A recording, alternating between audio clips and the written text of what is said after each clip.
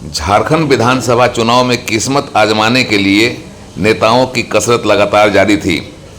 विधानसभा चुनाव को लेकर भारतीय जनता पार्टी के टिकट की टकटकी लगाकर रांची और दिल्ली कैंप कर रहे नेता अब टिकट पाकर वापस अपने अपने क्षेत्रों में लौटने लगे हैं। भाजपा के टिकट के साथ लगातार तीसरी बार चंदन कैरी सुरक्षित सीट से बने चुनावी योद्धा के क्षेत्र में आने पर उत्साह से भरे कार्यकर्ताओं ने गाजे बाजे के साथ स्वागत किया, आतिशबाजी की गई और नारे लगाकर कार्यकर्ताओं ने माहौल को चुनावी बना दिया।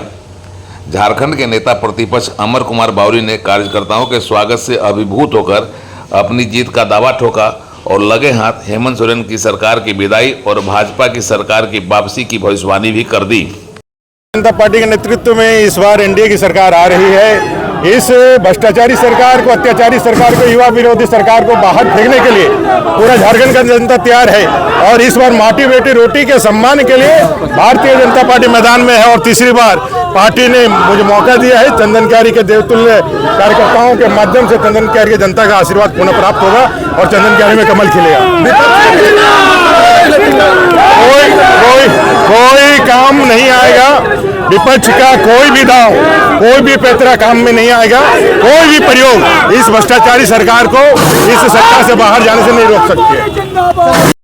बोकारो के विधायक और विधानसभा में विरोधी दल के मुख्य सचेतक बिरंची नारायण भी जब लौटे तो उनके स्वागत में हुजूम ही उमड़ पड़ी। पार्टी के टिकट पर तीसरी बार चुनाव में मैदान मारने की तैयारी से लौटे बिरंची नारायण भी बेहद उत्साहित हैं। वे अपनी जीत की हैट्रिक के प्रति आश्वस्त हैं। उन्होंने विकास को और गति देने का भरोसा दिया है। साथ ही अपने विकास कामों को गिनाते हुए कहा है कि वे जनता की अपेक्षाओं पर खरा उतरने का लगातार प्रयास करते रहे और इसमें उन्हें काफ़ी सफलता भी मिली है।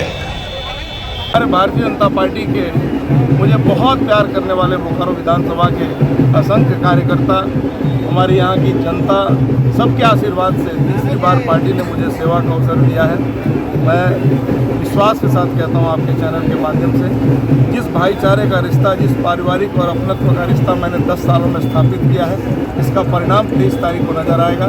यहाँ हैट्रिक बनेगा, बोकारो जीतेगा। बोकारो की जनता क्यास लगा करके बैठी है कि जो भी अधूरे कार्य हैं उस पर क्या कहें? देखिए, मैंने बहुत काम किए हैं 10 सालों में और सबसे बड़ी बात है कि बोकारो शांत रहा। बोकारो विकास के एक नया पैमाना गढ़ा है। यहाँ मेडिकल कॉलेज आ गया, यहाँ मल्टी सुपर स्पेशलिटी हॉस्पिटल मेडिकेंट आ गया, यहाँ टाउन हॉल बन गए, यहाँ 17 पुल बनाया मैंने इन 10 सालों में, यहाँ 250 किलोमीटर से ज़्यादा सड़कों का निर्माण किया, यहाँ एयरपोर्ट हमारा बनकर तैयार है। राज्य सरकार के नेतृत्व बन के चलते वो शुरू नहीं हो पा रहा है। तो सरकार हमारी बननी 24 में तय है। हमारी सरकार बनेगी और जो भी हमारे अधूरे काम हैं, मैं आपको विश्वास दिलाता हूँ कि 3 महीने के अंदर एयरपोर्ट शुरू होगा और द्रुत गति से बोकारो में विकास की गाड़ी। गिरिडीह लोकसभा क्षेत्र के 5 बार सांसद रहे रविंद्र कुमार पांडे 16वीं लोकसभा के सदस्य होने के बाद राजनीतिक विश्राम में थे, क्योंकि गिरिडीह लोकसभा की सीट गठबंधन के तहत आसू पार्टी को दे दी गई थी और उसी के बाद से उनका राजनीतिक विश्राम शुरू हो गया था।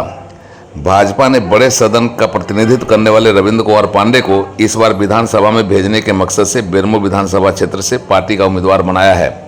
अपने नेता के राजनीतिक विश्राम टूटने पर कार्यकर्ताओं ने उनका भव्य स्वागत किया है और बेरमो से कमल खिलाने का संकल्प लिया है।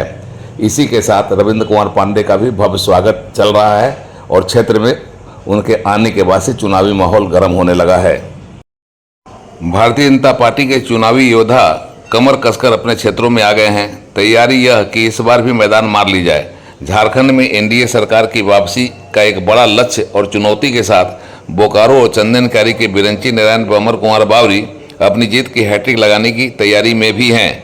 वे मानते हैं कि जीत तय है, हैट्रिक लगाना उनके लिए तय है। जनता ने उनके कामों को सराहा है। विरोधियों को कोई पैतरा काम नहीं आएगा। उनकी विधायकी का रिन्यूअल होना तय है। यह जनता की अदालत में जनता ने चुनाव के पहले ही फैसला कर लिया है। चुनाव का नतीजा 23 नवंबर को आएगा और यह सब कुछ साफ हो जाएगा कि उनके दावे में कितनी सच्चाई है। उड़ान लाइव ब्यूरो की रिपोर्ट।